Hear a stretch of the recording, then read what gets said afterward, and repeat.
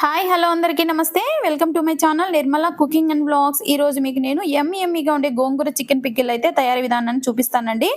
ముందుగా కడాయి పెట్టుకొని అందులో ఒక 3 టేబుల్ స్పూన్ల ధనియాలు వేసుకున్నాను. తర్వాత ఒక స్పూన్ జీలకర్ర, తర్వాత కొంచెం చెక్క, దాల్చిన చెక్క మరియు లవంగాలు వేసుకున్నానండి. తర్వాత ఒక హాఫ్ స్పూన్ మెంతులు వేసేసుకొని కొద్దిగా సేపు అలా వేయించుకున్నాను. ఎర్రగా వచ్చేంత వరకు ఇలా వేపుకొని పక్కన పెట్టుకొని మిక్సీలో వేసేసుకొని పౌడర్ చేసి పెట్టుకున్నానండి. తర్వాత కడాయి పెట్టుకొని కొద్దిగా ఆయిల్ వేసుకొని ముందుగా కడిగి ఆరబెట్టి చిన్న చిన్న ముక్కలుగా చేసుకున్నటువంటి గోంగూరనైతే ఆయిల్లో వేసేసుకుంటున్నానండి. ఆయిల్లో మగ్గనిస్తున్నాను. ఇది తేమంతా ఆరిపోయిన తర్వాత చిన్న చిన్న ముక్కలుగా చేసుకుంటే సరిపోతుంది. అలాగే ఆకులుగా వేసుకొని తర్వాత దాన్ని మిక్సీకి వేసుకునే దానికంటే కూడా ఇలా చేసుకుంటే మాత్రం చాలా సింపుల్గా అయిపోతుందండి. సూపర్గా కూడా ఉంటుంది.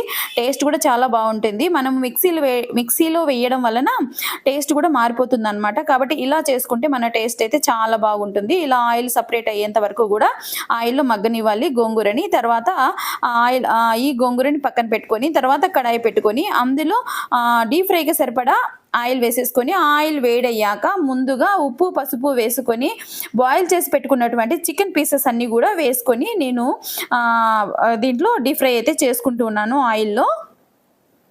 కొద్దిగా గోల్డెన్ బ్రౌన్ కలర్ వచ్చేంత వరకు వేపుకొని తర్వాత 1.5 టేబుల్ టీ స్పూన్ వచ్చి అల్లం వెల్లుల్లి పేస్ట్ అయితే వేసుకున్నాను. ఫ్రెష్ది అనమాట. ఇదంతా కూడా కలుపుకొని పచ్చి వాసన పోయేంత వరకు అయితే నేను ఇది వేపుకుంటూ ఉన్నానండి.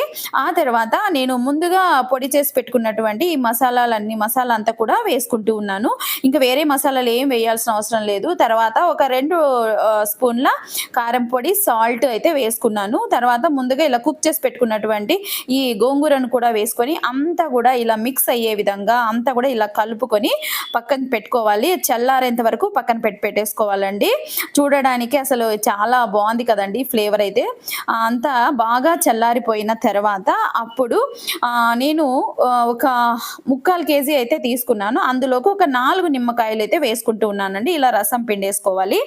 అన్నీ కూడా ఇలా రసం పిండుకొని ఆ రసాన్ని అంతా కూడా పులుపుకు తగ్గట్టుగా వేసేసుకొని అంతా కూడా కలుపుకునేసేసి మూత పెట్టి పక్కన పెట్టేసుకుంటున్నానండి. ఒక్క రోజు గ్యాప్ ఇస్తే సరిపోతుంది. ఎక్కువ రోజులు కూడా అవసరం లేదు. ఒకే ఒక రోజు ఆయిల్లో మనకు ఈ పికిల్ అంతా కూడా ఇలా కొద్దిగా సేపు ఊరనివ్వాలి అంతే. తర్వాత వేడి అన్నంలో వేసుకొని తింటే మాత్రం అబ్బా అసలు ఇంకా టేస్ట్ అయితే అంత అద్భుతంగా ఉందండి.